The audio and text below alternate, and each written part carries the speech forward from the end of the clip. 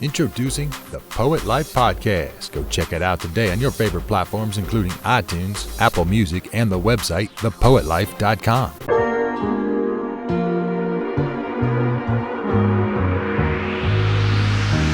Find a way, find a way.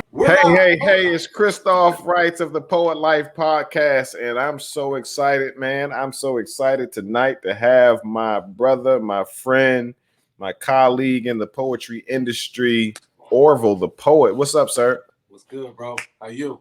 All is well, man. I can't complain at all. I'm all smiles right now, man. It's been a while, man. It's been a while. You've been busy, you know. And I think you've been busy for a reason, because I think you're super passionate about what you do. What a segue. Yeah. Absolutely, man. Yeah. I've been quiet. I've been chilling, but not at the same time. Right. This quarantine, this Right. this break that none of us would have taken otherwise, specifically entrepreneurs. Right. Yeah, I've been good.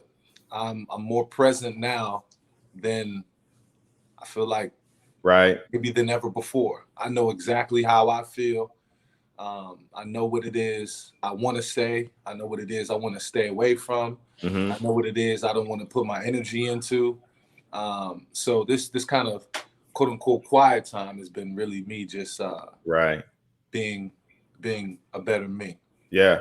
So, but how was it at first, though? Right. You're here now. Right. How was it at first? That March, that April, when it all hit? So for those that don't know me, man, I've been blessed to have my own open mic. It's called Pure Poetry DC. Mm-hmm. And we celebrated 8 years last year. Last year, June, we celebrated 8 years. 8 years. Yeah, man. Yeah, I had that sunk in the quarantine. Hey, you've been doing this particular thing for 8 years. Nothing slight. Yeah, like you've showed up you haven't missed one.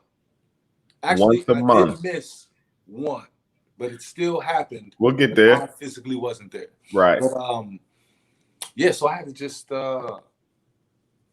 really, sit back and you counted the wins, like, so to have that, and we were going, and man, we were in such a great stride for the year.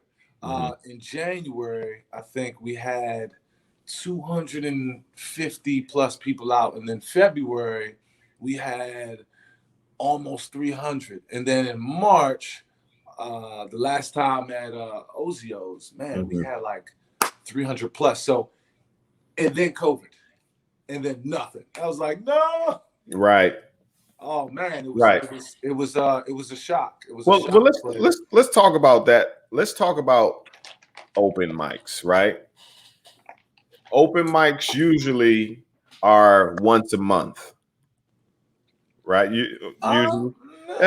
No, not really. You got weekly. You got weekly, bi-weekly, summer, quarterly. Yeah.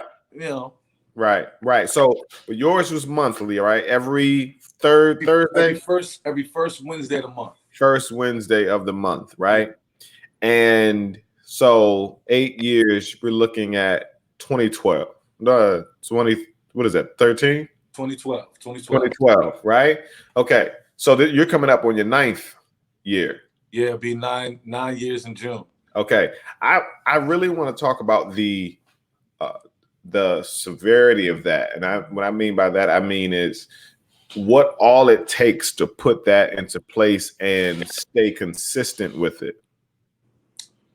Well, first and foremost, it can't just be a hobby. It can't just be a cute, I've got my own open mic. You know what I mean? Like, it can't just be a cool, you have to actually really want to have one. And that's how it is for a lot of people at first. Real shiny, everybody come out, and then when they get going and folks not showing up because they've been there already, I'm gonna let you go. Go ahead. Listen. So first and foremost, you got to really want to do it.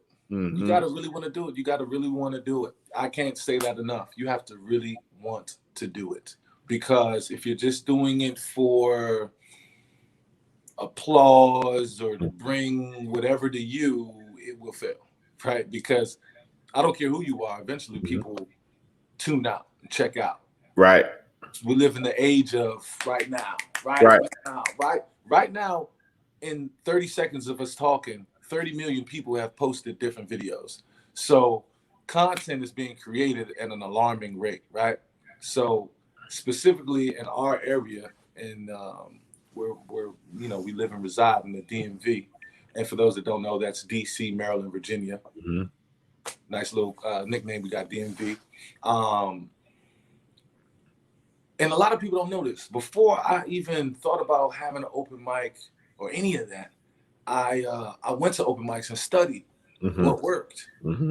And just as an artist, like what worked, what didn't work. And then I was studying people who had their own open mic, or I would go and study the hosts, man, this works well. This doesn't work. Right. Man, I wish they talked about this. Mm-hmm. Or, man, when they talk about this is cool. Or what would I say? Or, so I was a sponge and took notes for 2 years. I went to open mics. I went to maybe every open mic I could for 2 years before I even shared anything at an open mic. So you just got to really be a student.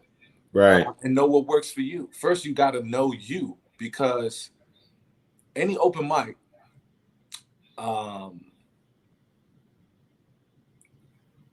it has the best chance of being super successful, depending upon the energy given to it and the detail and the consistency early on. There's a lot of things we do differently now in 2020 that we did not do in 2013. Right. Even in 2014, even in 2019. So we just learn, grow, make a mistake, not scared to fail, not scared to take risks. That's another thing. You hear that cliche saying all the time, don't be scared to fall. Don't be scared. You really can't, though. The biggest risks get the biggest rewards. But also don't be anyone's fool either. If you can only afford to make calculated risks, then make calculated risks. Indeed. Yeah. That's major, man. I think even risky risks require a calculator. You know what I'm saying? Like, really, because that's a quote, right? The even risky risks require a calculator. I see what you're doing. Nice. Yeah, no, because without that calculator, man, it's a gamble. It's a hope and a prayer, and some things you jump into out of or in faith, but you still kind of know what you can expect, right? Like you said, you studied for 2 years to just even perform, not to start your open mic, but to at the very least share poetry. That's I keep hearing that. I keep hearing the greats are the ones who study first.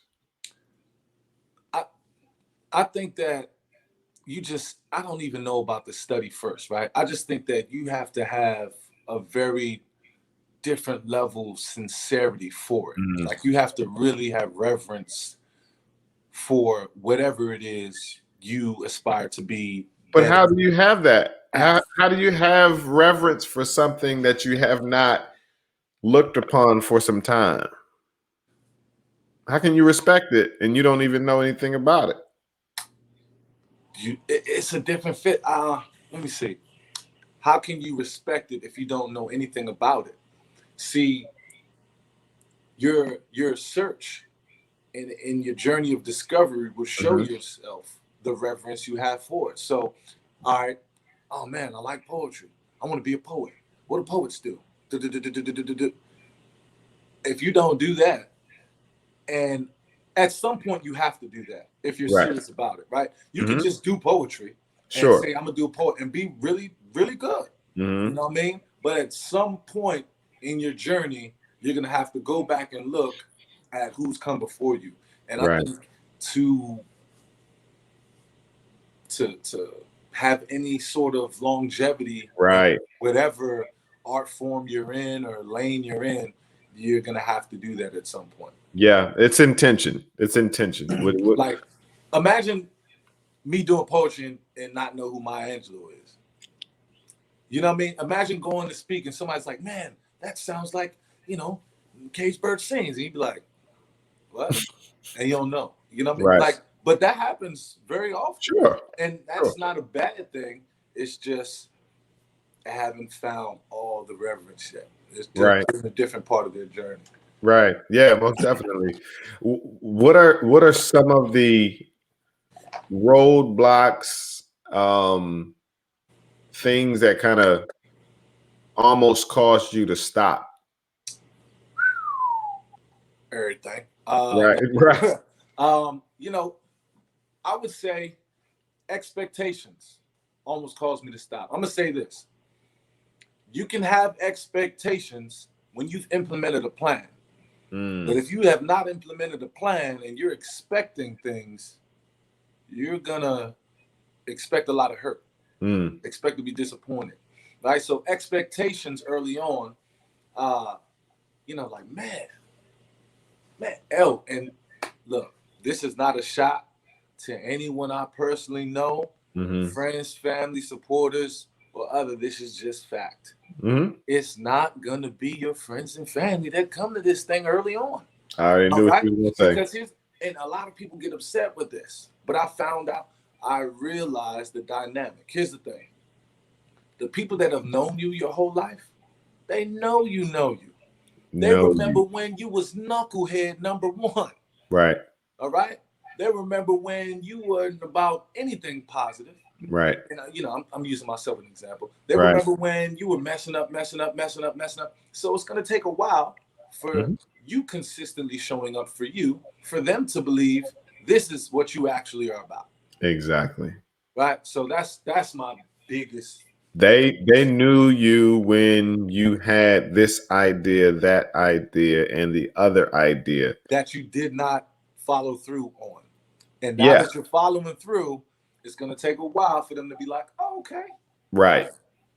I had to learn that. We talk about this all the time. I had to learn that because when I started fighting cancer with poetry, I was like, oh yeah, this is going to be a no-brainer.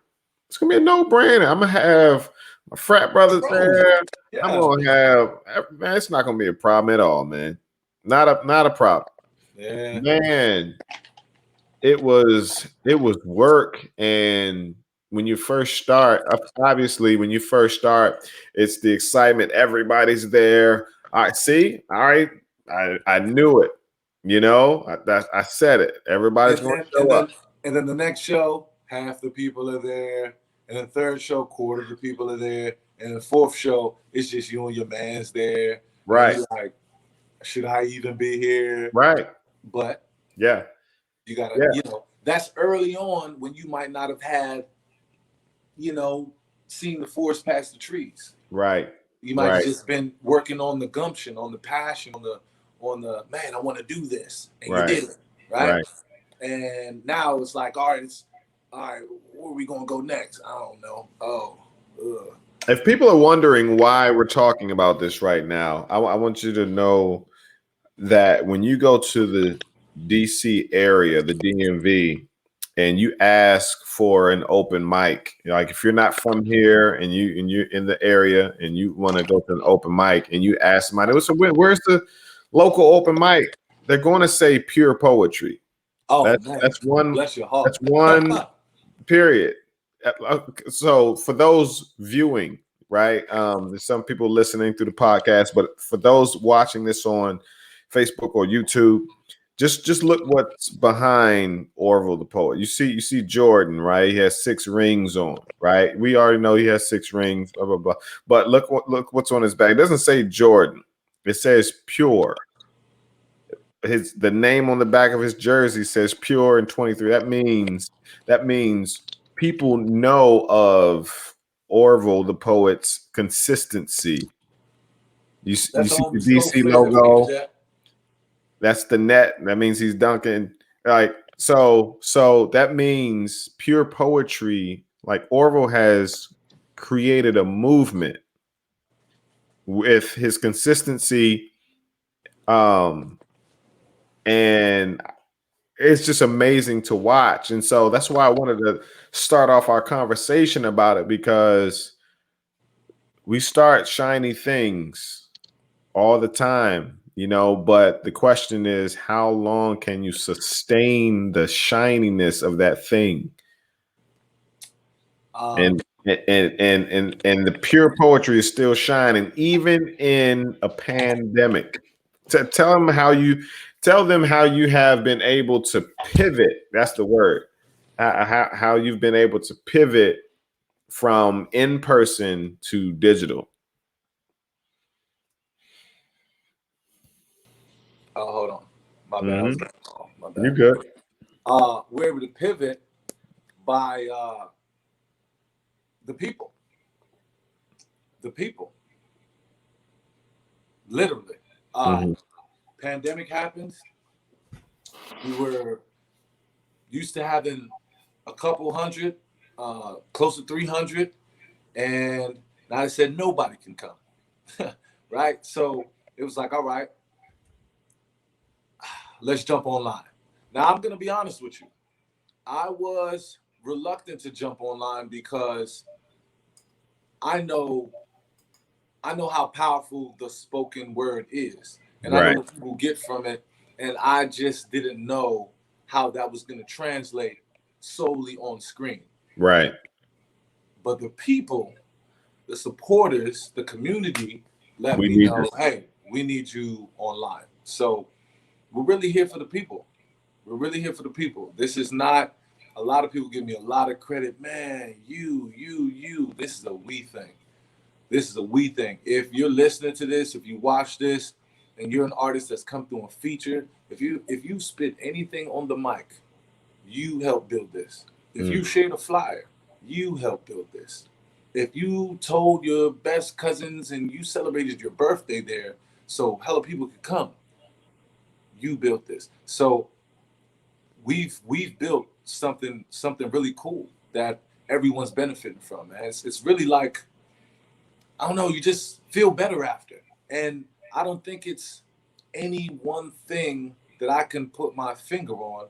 I think it's just what happens when a lot of like minds get together. The energy and the camaraderie and the fellowship is just, it's pretty infectious.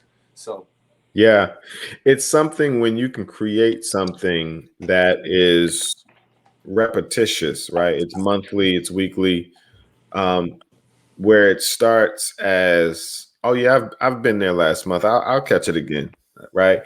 To something where I can't miss the next one.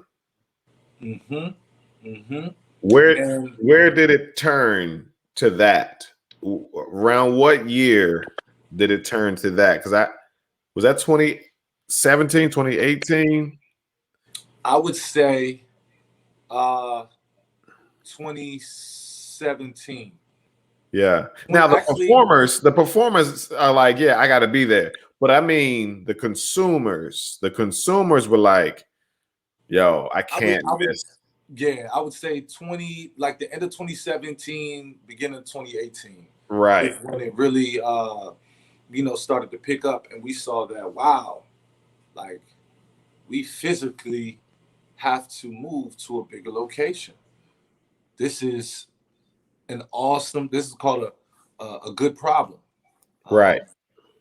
We were like, wow, we really actually have to move because people were sitting Indian style on the floor. People were sitting on people's laps. People would, lean on people. It didn't matter. People just wanted to be in the building. And that's something that I cannot solely take credit for. That is, oh man, I'm very excited about where we're going, what we've done.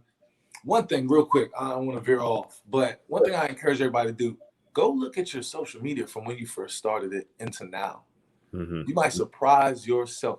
I forgot what happened You know what I mean? This is my first time, I think, maybe since ever having social media, that I went back to the beginning and looked to now. Right. I had to chill out. I was like, okay, all right, cool, all right. Because Right. sometimes you can doubt yourself and start, especially with this quarantine break, you in the house, like, man, Right. what we gonna do? What we gonna? Yeah. I And so know. it's like, sometimes you got myself like, yo, all right, and we have a plan now, so all right, we'll go. Right. Right. Where did poetry come in for you? What part of life? What age? And how did it come about? Poetry was introduced early. A lot of people don't know my mom wrote poetry. Mm. So there was always poetry or books, period, around the house. Not of her work, but of like a Langston Hughes, a Maya Angelou. She also made me do book reports because I had a listening problem in school. So early on in school, I was getting good grades, but they always be like, "Yo, he just can't stop." Mm-hmm. And so my punishment would be, the school didn't give you a book report, but now you have a book report. Mm. So that got me, comfortable with a lot of words, sentence structure, how things flowed. And I never actually really learned how to, sculpt the poem or anything like that. I just read and I was like, man, I really like this. Mm. And around 14, 15, my aunt she was retiring, having a family function. My mom said something real quick, just, hey, write a poem for your aunt. And she didn't even say write a poem. She's like, you guys should do something for your aunt. And I was like what? Like, what I'm about to sing? She said, I don't know, write a poem or something. Just cavalier like that. I don't know, write a poem or something. I was like, okay, I'm gonna write a poem.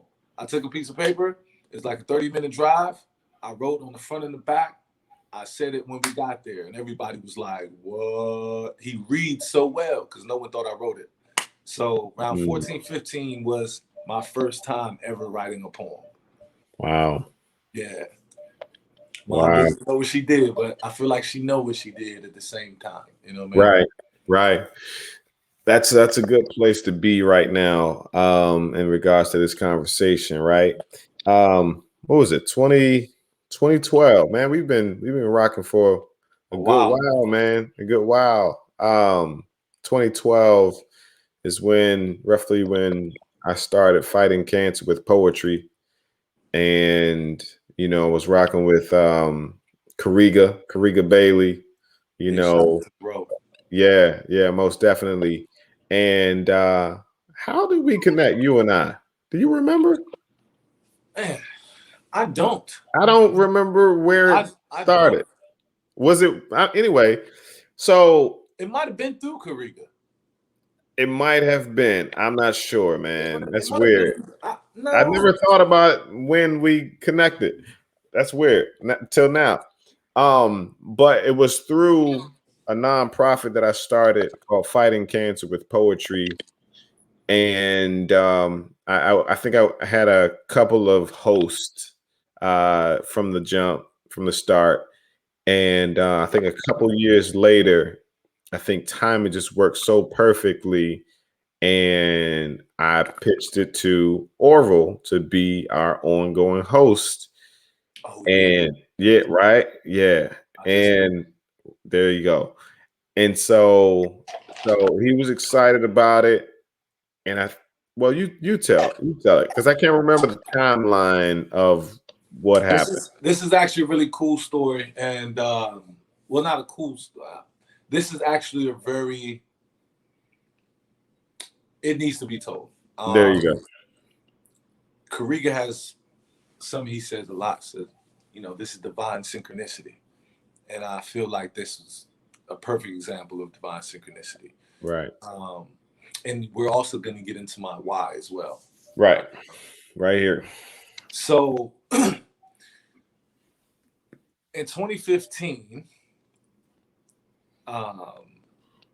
it was in June. Right. June, summertime, Mm-hmm. getting ready to plan events and things for the year. Christoph hits me up and was like, "Hey, bro, man, so you're rocking with us, we're rocking out. How would you like to be like an official brand ambassador of Fighting Cancer Poetry and like our host?" And I was like, "Man, absolutely, absolutely." What Christoph didn't know was the day before I found out my mom had stage 4 cancer. Literally 24 hours before that. He didn't know. No one knew. The only people that knew was my brothers and I. And it's like God knew that, hey, you need an assignment or you're going to drown. I'm going to give you an assignment because this is, it's way bigger than you. And I know you feel like you're the only one going through this, but watch this. Watch. And then, unfortunately, I lost my mom to cancer. And I devastated, but something said, go. And I start pushing, and I'm just sharing my story, and so many people that I knew, that I've known for years, like, yo, I lost my dad to cancer, or I have cancer, or I beat cancer, and I was like, wow. Sometimes we can be such in this bubble that we don't really know how much other people are going through things. So that was divine synchronicity, and my why just got even stronger because nothing you see me do is about Orville. Right. You know what I mean? It's about my last. It's about the collective, which is the family. It's about my nieces. Them seeing their uncle be successful doing what he loves. You can make money doing you can have a career doing a part. Yes, you can. Yeah, because look, uncle is doing it, did it, and done it. You know what I mean? So it's bigger than my face. It's bigger than my platform. I'm very privileged to be here. As you know, I'm not. My family isn't from here, from Jamaica, and early on, they made it their business to let me know and show me certain things like, hey, it was very tough to get here and really appreciate what you have. Mm-hmm. You know what I mean? So with everything I've got, I try to make sure I lay foundations and set things in motion where they will be taken care of, where I can take care of things now and later. So, Right. It's the power of poetry, man. On so many levels, as it relates to healing, coping, because you don't fully heal because it's never over. You have to go through it. Absolutely. Yeah. But at the very least, with you telling your story, you are building your legacy, but also your mom's legacy because you're telling that story ongoingly. Absolutely. Yeah. And you're teaching others to do the same. It's an ongoing process. Healing isn't a destination; it's a journey. Mm. You don't just forget. You're never gonna forget. I'll Right. never forget. I'll never be over it. But I've learned different things to help me maneuver. Those days where it's Yeah. like, man, I really, really miss it today. Okay, I'm gonna miss it with a smile, or I let myself feel those ways, sit in it, and then I have the day rule. I try to give myself a day. Like, all right, boom, that's it now. Right. Gotta do something productive. Wow.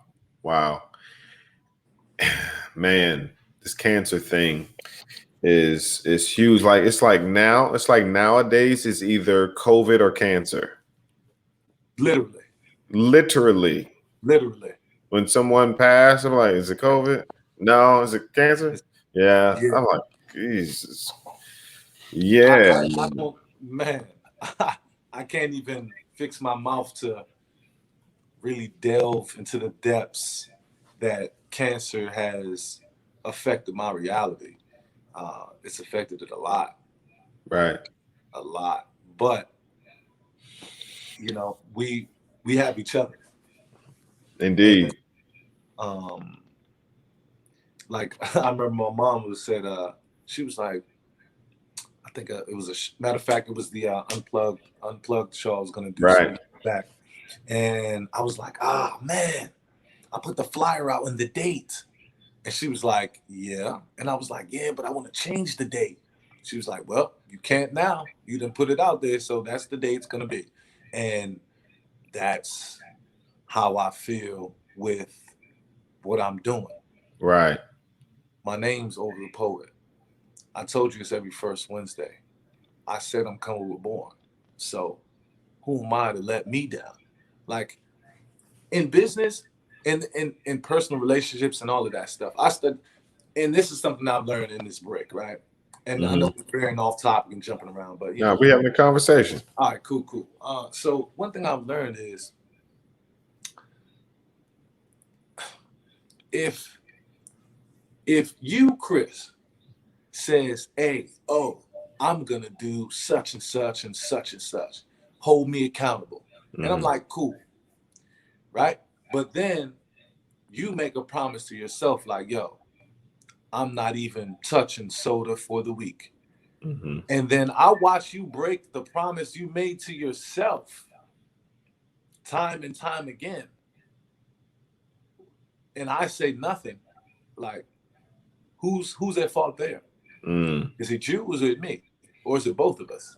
And so in that same regard, like, I've really just distanced myself from certain things and energy, because it's like, well, I watched you break promises that you made to yourself. So if you break a promise you made to me, I shouldn't even feel no way, because I've seen you break promises you made to yourself. So what I want to say to that is, do not, like, check yourself. Like, really check yourself. I've been checking myself, like, hey, you said you was gonna do this 2 weeks ago. Yeah. You said you were gonna do, so I just want to make sure I'm gaining all my control back, you know, because I choose. If I'm going we're going vegan for a week and I last a day, who's really in control? You know what I mean? So that's yourself accountable. I've been working on in this break, man. Like, getting back my control. Like, yo, if I say I'm not eating meat for then that's what it's gonna be. If I'm fasting, if I'm gonna write this, if I'm gonna finish this, like, then that's what I need to do, because I've realized that I've let a lot of control go, and it's time to really regain that. You know what I mean? So, and only you lose when you aren't disciplined. Yeah, it's no one else. I mean, other people are affected, but you lose in the equation. But you win if you choose to be consistent and accountable to the promise that you made yourself. Facts. Yeah. Because, like, say for instance, pure poetry. If you said, listen, I'm in for the long haul, and then you just gave up because you were tired, or man, speaking of tired, and then jumping back into, like, keeping pure poetry going, right? I want people to know this. There were nights, I'm gonna say nights, and people are gonna be like, oh, like 1 or 2 nights. There were many nights, several nights, where I went home super in the hole, super negative. That's the other side of the story. Super not making anything. Super me having to pay out my pocket. like next check that I didn't even get is already gone Already because gone. I made a commitment with my mouth and my heart that said, whatever you charge, I will pay. You know what I mean? So that's nothing. I don't play with the bread. You know what I mean? If this is what it is and we discuss this, then this is what it is. I remember those nights, man. And I was married at the time, so I had someone to come home to. Like, bruh, man, it's gonna be tight this month, babe. Hey, You know, so that's on another level. shout out to the homie. Held you down though. Listen, still holding me down. Still, Look, not going nowhere. it's 9:54, and she's cool with me down here recording a podcast. Listen, man, that's. I really believe that you shouldn't have to choose between who you love and what you love. And I feel like if you do, then maybe that's not for you. And this ain't even a relationship Choose combo, carefully. Listen, we're on the same page. I just, for me, I'm like, man, if it impedes me doing what I love, then I don't know. You better. You studied poetry. You better study the person that you're about to be with. You talking about a promise that you said you're gonna keep. Oh, man, let's not even get to that. You listen. You better choose wisely and study that person, man, because I strategically studied my then girlfriend, fiance, and we got together when I literally had no money, bro. Hey, that's the best time. Yeah. That's the right. Best. I came home from living in Korea for a year and came home in the dead center of the almost depression. The what is it called? The in 2008, the recession. The recession. I couldn't find a job at McDonald's, man.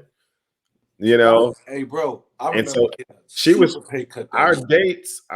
She was picking me up. I lived in DC. She lived in Laurel, and she was driving 45 minutes to pick me up for our dates, and so. Hold on, Chris. Hold on. I am going to turn into the interviewer now, ladies and gentlemen.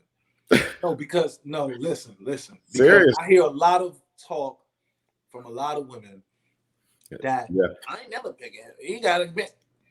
Start over, Chris. Listen. You didn't have any money. Listen. And she came and picked you up 45. That's not even a 45-minute drive, bro. That's really 45 times 2 because she got to pick you up and then she got to go home. And had to go back. Man, that's already my homie. But now it's just like, oh, you. No, for real. Like, major respect. I was like, I felt less than a man, and I was like, okay, but she's down for it all. One, because she knows that's not who I am. Yeah. Right. She knew you ain't lazy. Right. No. I'm not no lazy dude. It was just a situation, not even knowing. I've never been in a recession, like literally I was living in Korea teaching English for an entire year. And people were telling me, yeah, it's bad out here, Chris. You might want to stay. You might want to stay in Korea. I was like, I'm coming home, And so I came home and connected with her, and she was ready to just rock, man. And then she wasn't even thinking about all of that. We just knew we had a connection. But for me, I was like, thinking about it. Man, this is the real deal right here. It's different. People got to get away from those notions that he got to have 6 figures when I meet him. Oh boy, watch out. You're going to have some comments on this. Listen, okay. You start there if you want to. You're not going to end there. Look, man, I've been privy to a lot of conversations, and I've seen both sides of the coin, both sides of the spectrum there as far as that goes. There's women that, will it doesn't matter where you are. If you're a good person, if I feel like you have some sort of ambition, but you're in a tough spot right now. That's it right there. Ambition. But at some point, you can't just be banking on ambition. You got no. I didn't say ambition. I didn't say ambition. That's part of it. I'm saying ambition and work ethic. Oh man. Because you can have ambition all day. Dap me up. Desires of all that's that's just in the air. Don't talk to me all this with you. I can't stand what I'm going to do. I can't stand that. Like I was showing her what I was going to do, not telling her. So she knew that when the situation let up. Oh yeah, he gonna be good. Yeah. So it's more than the ambition, it's the work ethic. Facts. Big facts. Yeah, because I hear that all the time when women say, but he has ambition, but what is he doing? I hear what he's saying. Hey, but I hoop. I ain't never seen you hoop though, dog. You're just tall. I'm a monster though. I'm sure. All right, let's go hoop now. Oh man, I gotta go do something. But see, that's good because now we're talking about the work ethic of a poet. That's what? Y'all thought we were just, venturing off to different conversations. We in the pocket. We good. I knew we was doing. The work ethic of a poet. Now, it's about where you want to be and where you want to go in this poetry industry. Because again, I say this all the time, you have the poetry community where it's all love poems and poems about the movement and I write because I write and there's a place for that for sure. Most definitely. That's where it originated. Awesome. Right? But there's also a place where poets also want for this to be their bread and butter, what they do for a living, or even just to have it as a side gig. Absolutely. Right? That's where transactions and deals are made. Right? And so no one should look down on the other. I don't look down on the page poets that just love writing, and the page poets shouldn't look down on the poets that really want to get paid for what they love and put work into. Hey, and can I tell you something? Yeah. It's room for everybody. There's room for everyone. Everybody. Matter of fact, we were talking on the phone, and I think I gave you this analogy. I'm gonna use it here.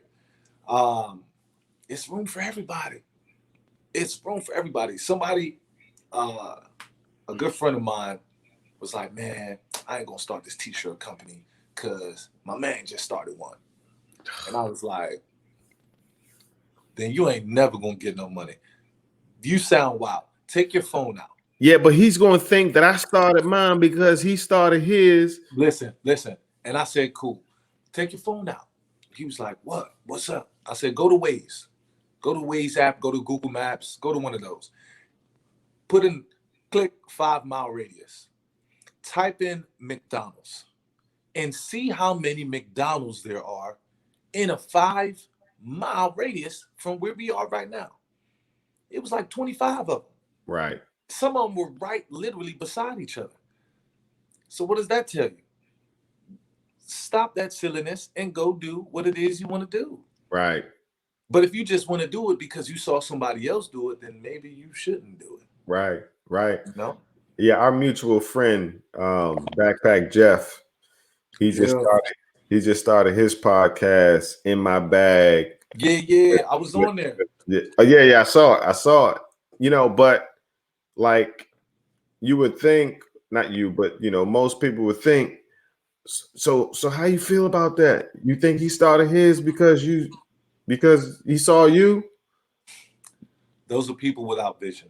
Come on, man. I tell people all the time, if you aren't, all right, however you feel about you will come off. Right. If you don't think you're whatever is worthy, if you don't feel good about you, then you're going to walk like you don't, and you're going to talk like you don't. Right. You do feel good about you. If you feel like you have something to bring to the table, that's how it's going to come off. Right. It's really that simple. I was excited when I saw the first video, man. I said, that's what I'm talking about. I said, I remember you was talking about it. Now you're doing it. Hey, That's what I'm talking about. So when I'm gonna be on there, he was like, that's why I'm over here to talk to you about that. I was Right. like, oh, snap. That's what's up. Yeah. Matter of fact, he and I are doing a part 1, part 2, where he's on my podcast, and then the same week I'm on his podcast as well. See what I'm So saying? yeah, it's unity, it's collaboration over competition. Because we don't need to compete with each other. We need to collab with each other, because I cannot be you. Right. And you cannot be me. Right. Because God only made one of you, and he only made one of me. So why am I trying to be? I really wish more of us, just kind of thought like that. And I think a lot of, specifically entrepreneurs are, though. A lot of people are. I'm in talks with a lot of different other hosts and venues and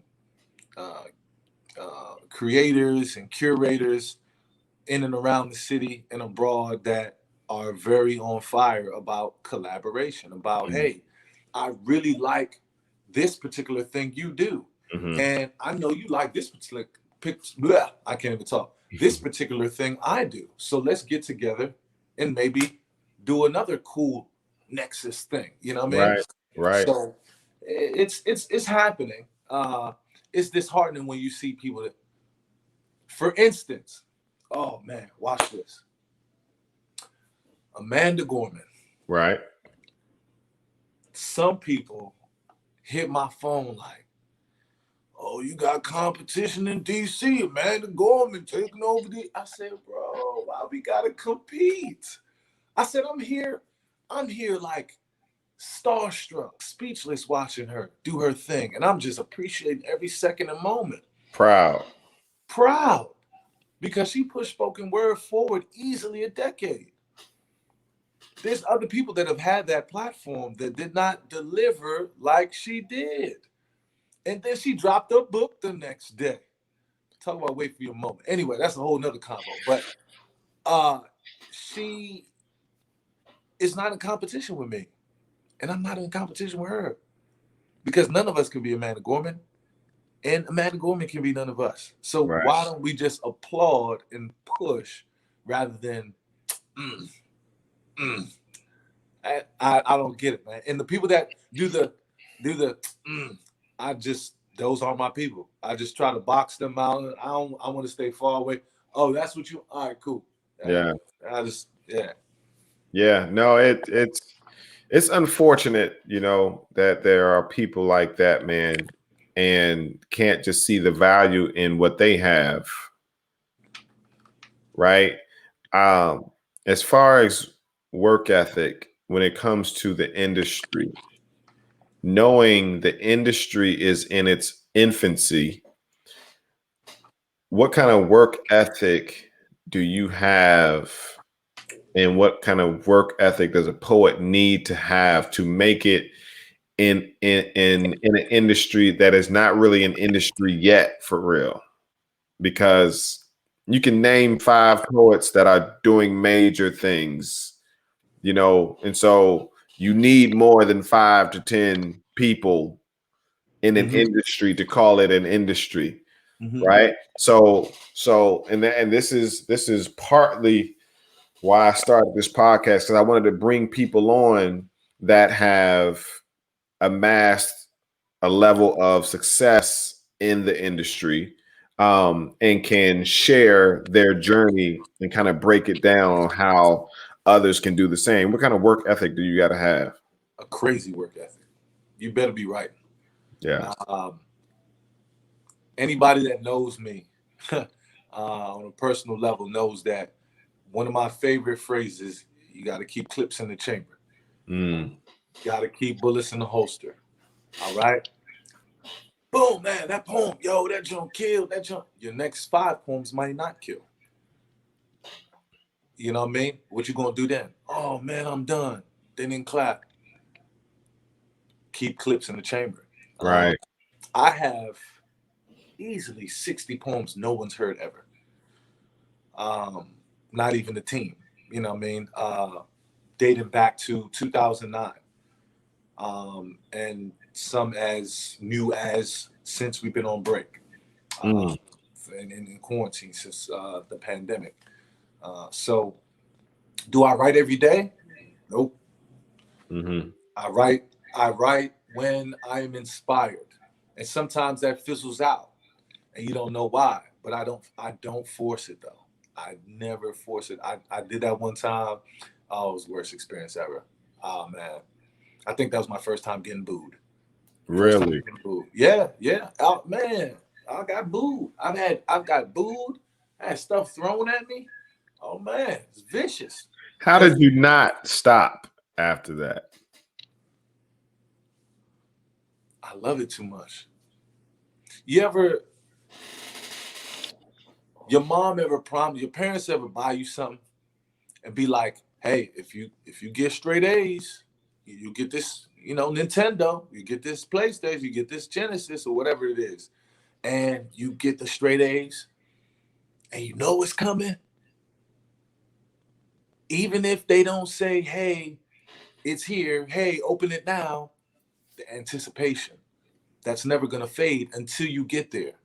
I'll never get there. The anticipation will stay because I tried to fight this thing for years. I quit at one time, but I wake up in the morning thinking about, I go to sleep at night. Doing conversations, you know this, I'll be like, ooh, write that down. I love it. It's too much a part of who I am. I don't think I'll ever be like, all right, I'm done with art. I'm done with poetry. Nah, I'm always gonna be in it some shape, form, or fashion because I love it too much. It's shown me, poetry took me places I never even heard of. Poetry took us to the White House with Obama. Right. You know what I mean? So I'll never. It's never gonna get there. It's always gonna be there. Hey, do you have to disclaim every time you say you performed at the White House that it was with Obama? Yo, I can't tell you. One time I was on a Zoom. I was on a Zoom, right? And I was like, hey, how you doing? And they were like, yeah, he's performed at the White House. Man, the chat went crazy. The White House. Oh, he voted for. I was like, oh, whoa. That's crazy. Nah. Yeah, right. but I do have to disclaim every time I say that. Like when? Right. What year? When? Man, it's been a while, and I was like, it's all about timing, and I said when Orville does come onto the podcast, it'll be the time when he was supposed to come onto the podcast.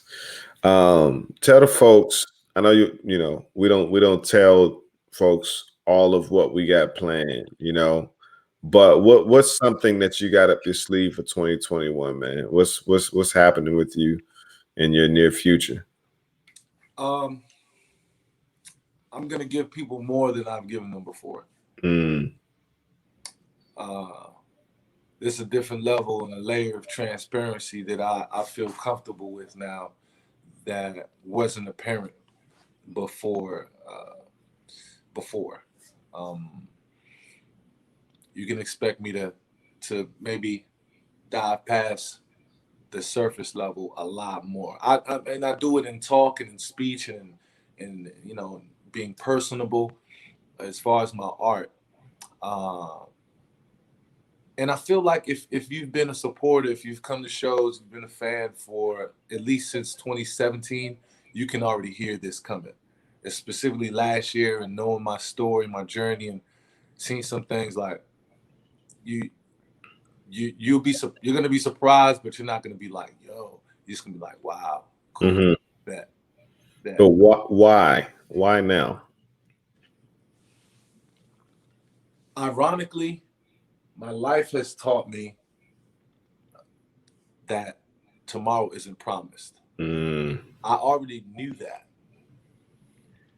This quarantine, and with the amount of loss I've seen and experienced personally, has re-energized that notion that what are you waiting for?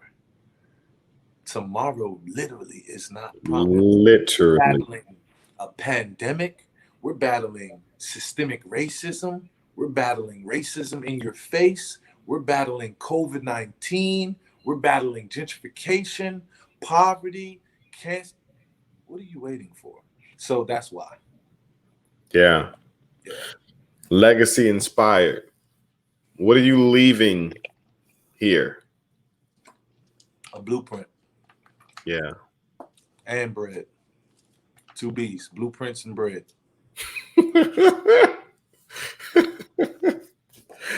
How bread gonna be one of the B's, man? But it's necessary, man. Yeah. You know, and I really don't like when one speaks of money and then the response is, well, money ain't everything. It's not. It's not. But why is that the response? Well, I think it is. No one said I'm worshiping money. Well, to be honest with you, that used to be my response until I understood money more, right? Until Right. I understood That's wealth what it is. more. That's what it is. That's what it is. I was like, man, money ain't everything because you don't really have it. You know what I mean? You ain't It's touching the money. ignorance of. You gotta have the perspective to stay sane. That's Money what it ain't is. everything. I'm talking about me specifically. I don't know about the general. You know what I mean? For me, money wasn't everything because we ain't really had it. So money's cool, but it's not everything because you're not really going to have money. You're not really told you're supposed to have money. You're not really told. Anyway, we can have a whole. You're not really told that you're supposed to leave money when you leave here. Well, and that's because, unfortunately, a lot of our ancestors that, well, not, I won't say ancestors, but a lot of our relatives that came before us weren't able to leave anything. They didn't know about this and that and that and this. Mm-hmm. Right. So we're like the same age. So I feel like right now we're in this really cool gap where we're, little brother and big brother at the same time. Mm-hmm. So like we have a very clear sense of what our ancestors went through and goals and morals and values. But we also have on this side, we know about look, right now, we're streaming live right now to I don't know how many people. And at the click of a button, you could reach thousands of people at one time. This is technology and an opportunity and things people came before us did not have. So we have an understanding of both. So we got to merge it. You know what I mean? Yeah. And really turn up. But yeah, it's this is a time. It's a time. And what told you? Is, if you hang out with 3 millionaires, pretty soon it'll be 4. There you go. I'm trying to be that 4th. There you go. There you go. What told you that you could do this, man? What, not just write poetry, but like live it? What made you realize that this is actually possible? Not just I do something after my 9 to 5, but what told you that this can actually be my 9 to 5 or my 24/7? I'm going to be 1,000% with you and tell you that Me. Early on, and I love them to death, but they know, they see there's no cap. Early on, family and friends were like, yo, what are you doing? This is a waste of time. Right. Poetry. That's what you're going to do for money. Way to think it through. Cool. That makes no sense at all. You need to get back in school. I was in school. And also, let me be transparent and do this. Yeah, this is what we're doing. So a lot of people think I have a college degree. I don't have a college degree. I was in school, and I remember being in, I think, calculus. And I raised my hand, and I told the teacher, and now let me preface this by saying I am an advocate for education. I'm an advocate for education. I'm an advocate for education. All right. I was in calculus. I raised my hand. I was like, yo, show me where we can use this, like, I don't know, today. And it was stuck. And I was like, that's what I thought. I think I'm done. It was just like a ton of bricks hit me, like, as sure as my skin is black. It was like, I know I'm done now. I want to do this art thing. They keep telling me to wait. I got to wait another year. I got to do it. I'm done waiting. I'm going to start doing it. And I felt amazing until I had to go home and tell my mom, hey, Mom, I'm doing this. You told your Jamaican family, but you didn't just tell your mom. You told your Jamaican family. Yo, hey, man. Boy. But what my mom did, she gave me that tough love. She said, okay, cool. Well, I'm going to need this for the mortgage. I'm going to need this for the groceries. I'm going to need this for the light bill. I need this for the heating. I need this for the garage. And if you're late, it's going to be a $25 late fee. And this and this and this and this. And showed me how the world works. So early on, like, right? Matter of fact, in high school, when I got my first job, Mom was like, yo, I need this. Yeah, because this is what you're going to have to get used to. It shouldn't be a shock after you leave here. You know what I mean? Boom. Oh, my God. Real life. Real life. So, yeah, man. So I really told myself, I said, you know what? Or if you love this, or if you love this, you really want to do this. This is all you think about. It's in you. Nah, you got to, yeah. I stopped for years. I tried to leave it alone. I can't leave it alone. And to everyone listening, anyone listening,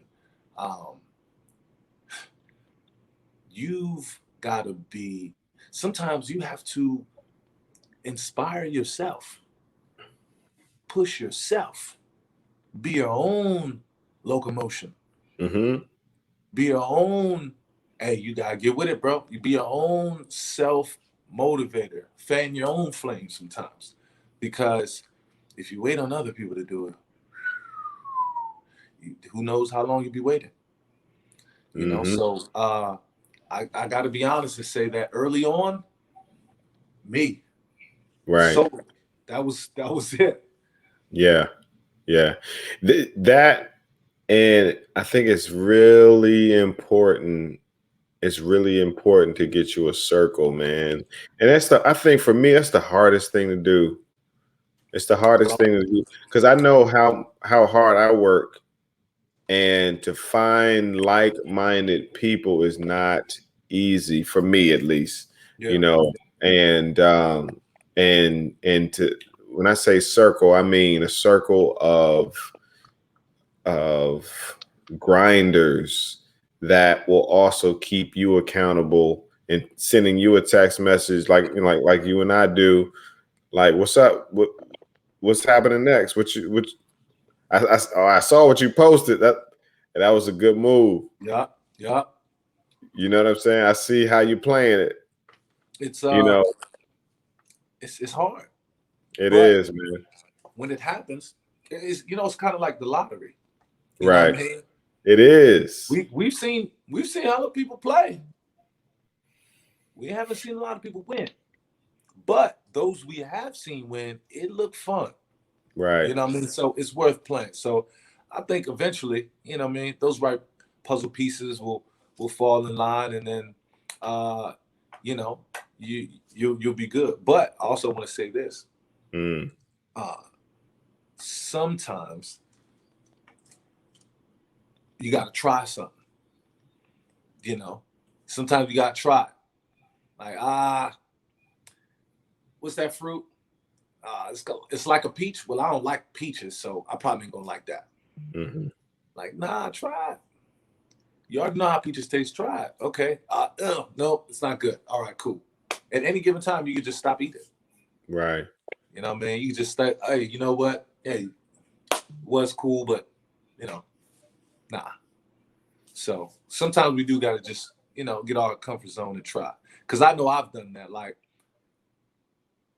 I feel like you're no, and just not even give it a shot. So same here, man. Same here with this podcast. You know, you and I talk. I was like, I'm not interested in being the face.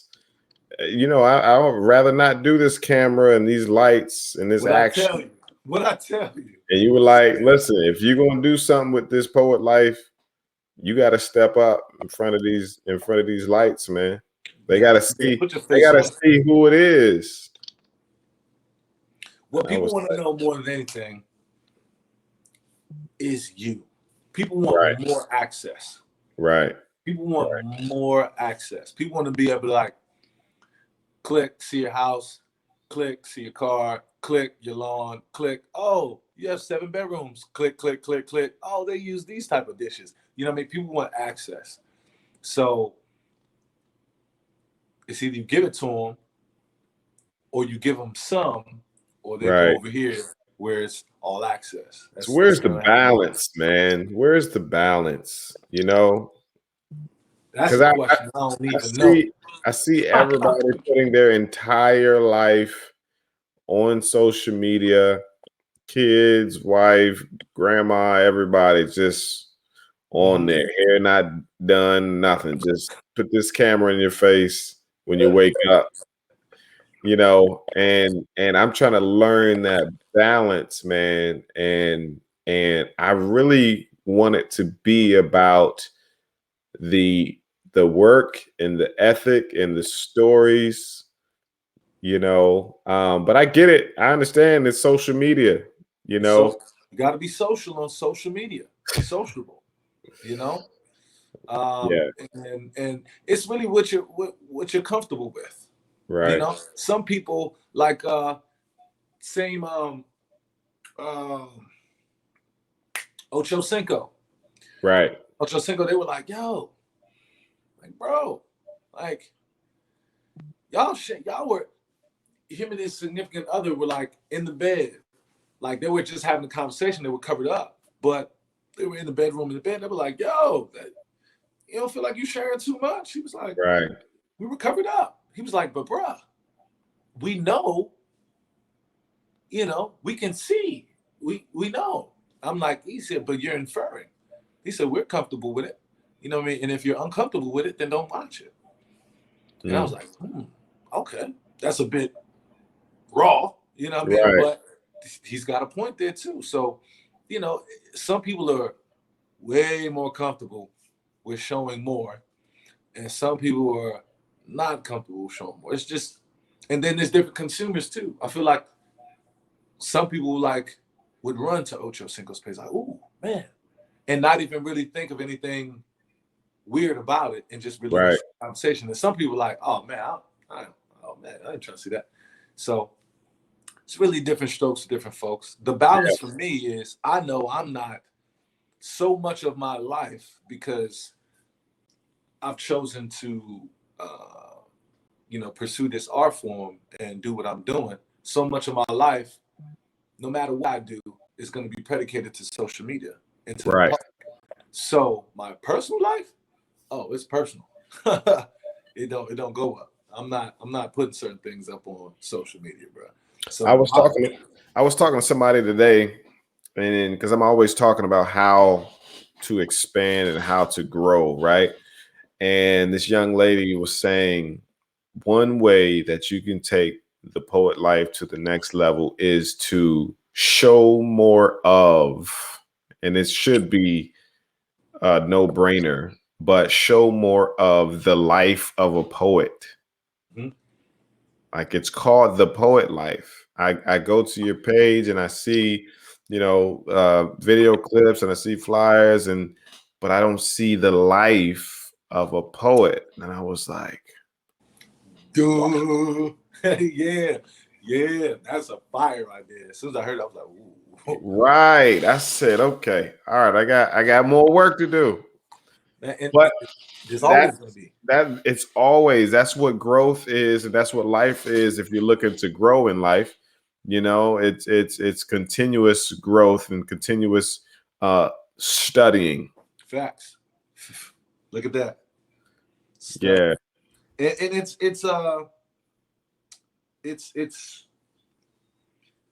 an ongoing thing. It really is an ongoing thing. People want to give us, and when I say us, I mean pure poetry. People want to give us like, you're this and you're that, and I'd be like, right, we're moving like we just started. Right. So it's I will say this. Woo! If you're an artist and you want to build and get to the next level, so to speak, or tier, you have to honestly, objectively, but genuinely look at where you are. And what I mean by that is, okay, what do you do best? You got to be honest with yourself now. Some people may need, your sound counsel around you, those you really trust. Like, hey, let me ask you. I ain't gonna get mad. Just give it to me raw. We need that rawness. You know what I mean? If you don't have nobody on your squad that can just tell you your stuff smells today, Right. and you not be upset, like you got to get somebody like that in there. Or you're not good. There's a time I was not good. I was terrible. There's been times where I've been on stage where people like, yo, and I step off and my man hit me like, bro, you all right? You fumbled 3, 4, 5 times in that point. You good?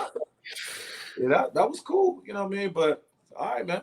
Okay. Right. I've seen you do that poem way better. So you gotta have those people around you, because in order to actually make those moves you need to get to that next place, you have to be able to appropriately assess where you actually are. Right. And sometimes humility can cripple your trajectory. Right? If you are just uber good, but you think, no, I suck, and you really have, you're generating this much stuff, but you think you're generating this much, and then you go to, well, I'm going to make this small step. You really could be crippling yourself. You know what I mean? You really you shouldn't even be taking steps. You should be taking a plane. You know what I mean? But unless you effectively assess where you are, you can't know where to go next. Yeah. Yeah. That's Get deep. some sound counsel, be like, hey, what do I do well? What don't I do well at all? What should I not even like this? Nope, this isn't. Nope. Some people is singing, some people is poetry, some people is rapping, some people is public speaking, some people is, writing, but you got to knowing what you do well, more importantly, knowing what you do not do well, what you need work on. Yeah. And it may hurt. It may hurt. But you would rather be hurt up front than later on down the line. You think boy. I'll be saying some people, your people let you out the house looking like Who Shot John? Where are your friends? You got toilet paper on the bottom of your shoe. Nobody told you? That's crazy. You need better friends. You know what I mean? So, yeah, you got to know, 'cause that's how you grow. Chris, I remember. So that was trash. I was like, it didn't feel the best, but Oh man, can you all tell how cool we are with each other, man? We could listen. I know this is a podcast. We could do this all night, man. Everybody listening and watching, so excited to have my brother on, Orville the poet. Listen, he understands the importance of branding. So you see, it says at Orville the poet. That's where you can find him. His website, Orville the poet. Right? We have these conversations all the time. Continuity, right? So Instagram, just look up Orville the poet. It'll come up. I'm Googling. That's another thing. Make sure that you are the same person all across the board, and you don't have so and so the poet on one site and then John something on another site. Max. Make it all across the board so it's easier to find you.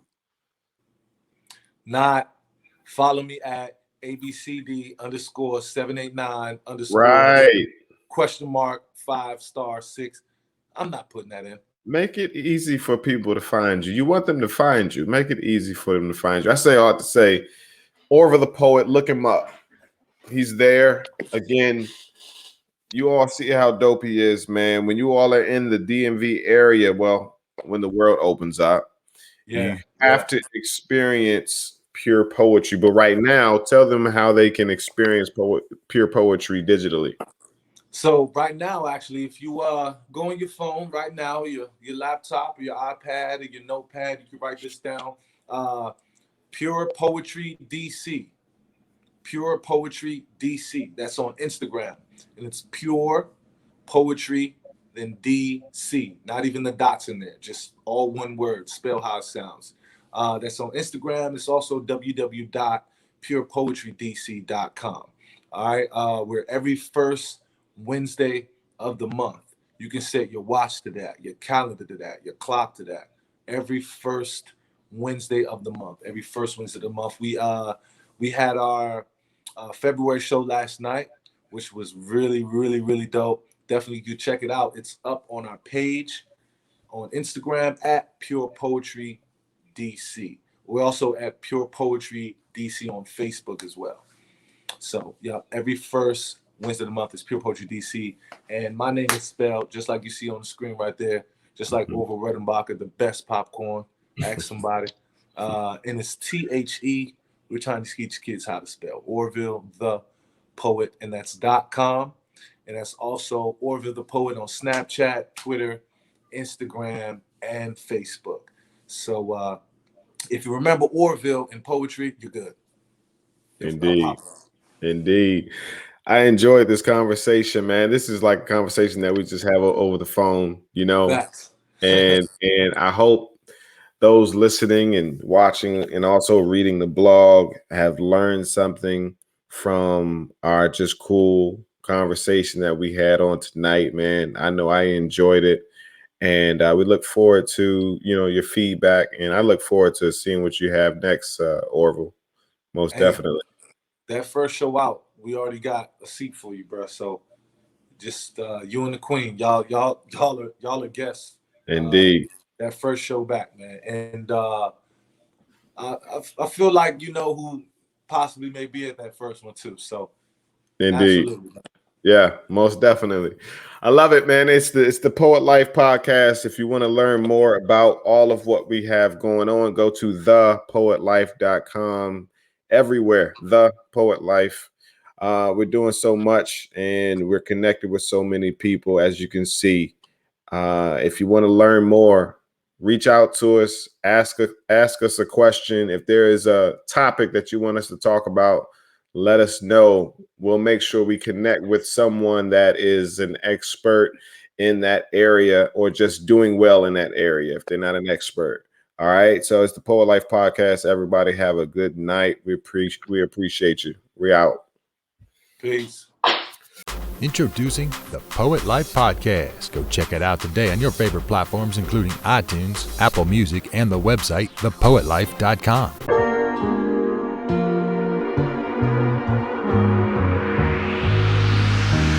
Find a way, find a way. Ain't got no time now. You in the way.